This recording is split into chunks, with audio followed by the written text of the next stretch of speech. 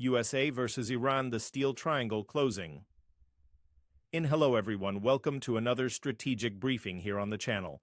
In today's video, we analyze the deployment of the USS George H.W. Bush toward the Middle East, consolidating the presence of 3 nuclear-powered carrier strike groups in the conflict zone. This is the greatest naval air projection force on Earth being mobilized against Tehran.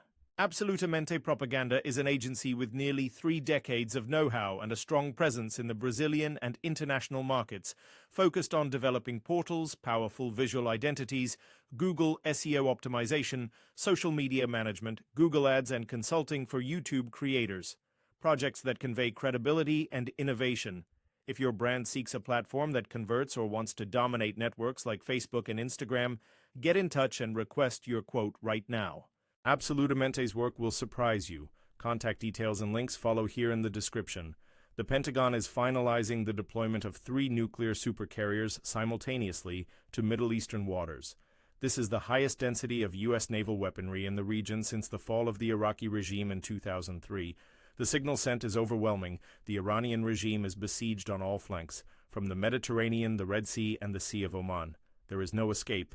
On March 5th, the USS George H.W. Bush, CVN-77, concluded its COMPTUX training off Cape Hatteras on the U.S. East Coast.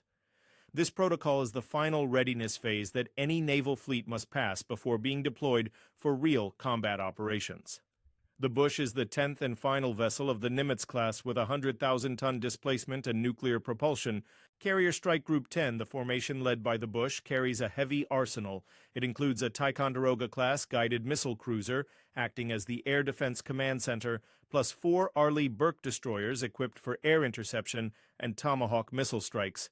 Carrier Air Wing 7, CVW-7, composed of 9 squadrons and 2,400 personnel, operates over 70 aircraft.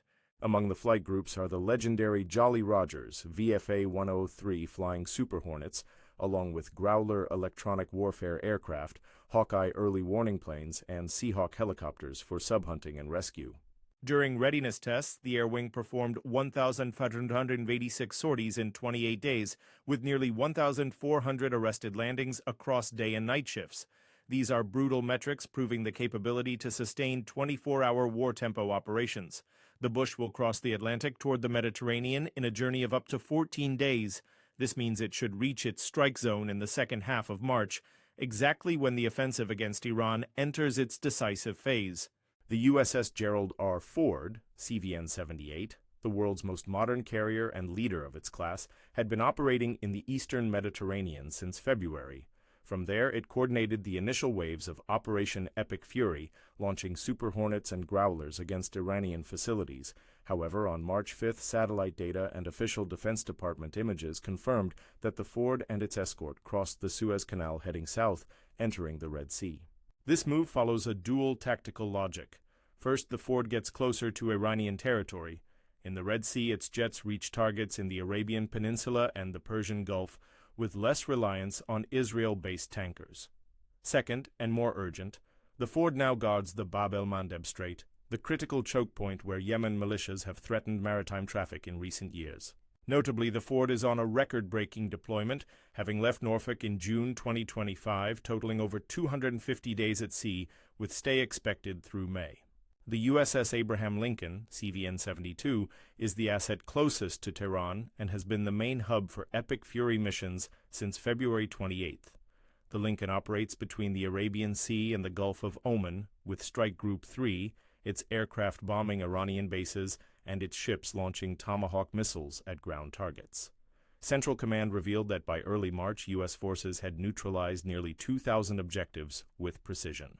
Its location puts total pressure on the Strait of Hormuz, where 20% of the world's oil passes, but traffic is currently stagnant. With this trio of giants, the United States establishes total strategic dominance over Iran. The Lincoln controls access to the Strait of Hormuz and strikes the south and center of the country. The Ford guards the southwest flank and neutralizes threats in the Red Sea. The Bush protects the northwest flank and European partners, capable of bombing western Iran through the airspace of allied nations. In practice, this naval triangle creates simultaneous strike vectors, forcing Iran to defend against 3 different directions. There are over 200 combat jets on the mobile platforms alone, not counting land-based assets.